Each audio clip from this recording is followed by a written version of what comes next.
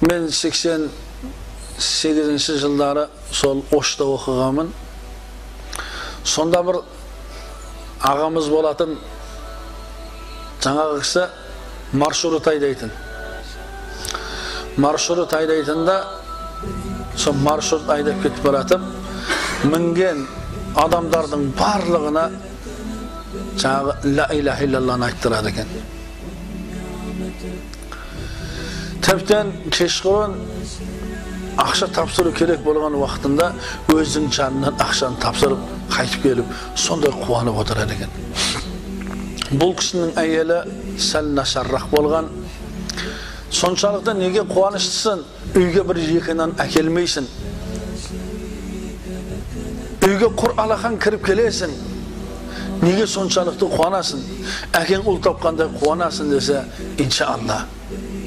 Ертең қияметте әкемді көремін, шешемді көремін. Адамдардың ең асыл сатып алған пайғамбар саллаллаху алейхи вассаламды көремін.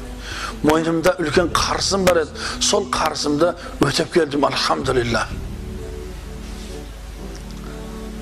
Мен сонда қайран болатыным жоқ кезде, бұл не айтып жатыр бұл?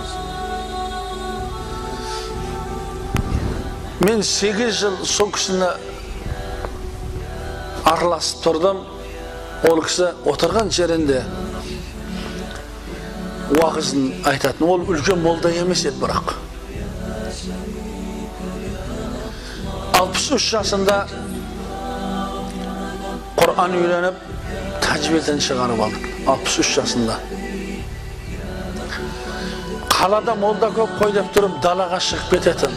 Далада қанша адам бейнамаздар жүр ғой. Ең кемінде тахаратына үйретіп бір сауап алайын деп тұрып, далаға шығып кететін. Сол адамдардың қаншасына тахаратын, намазын үйретіп қайтатын. Әлбетте бұл дінді тарқату үшін үлкен ғалым болуымыз шарт емес. Мойнымыздағы міндетіміз тахаратымыз, ғұсылын, намазын үйретіп, Allah'ın savabını ciddi hareket kılmamız gerek. Tarazımızın ağır boluğuna köpten köp hareket kılmamız gerek.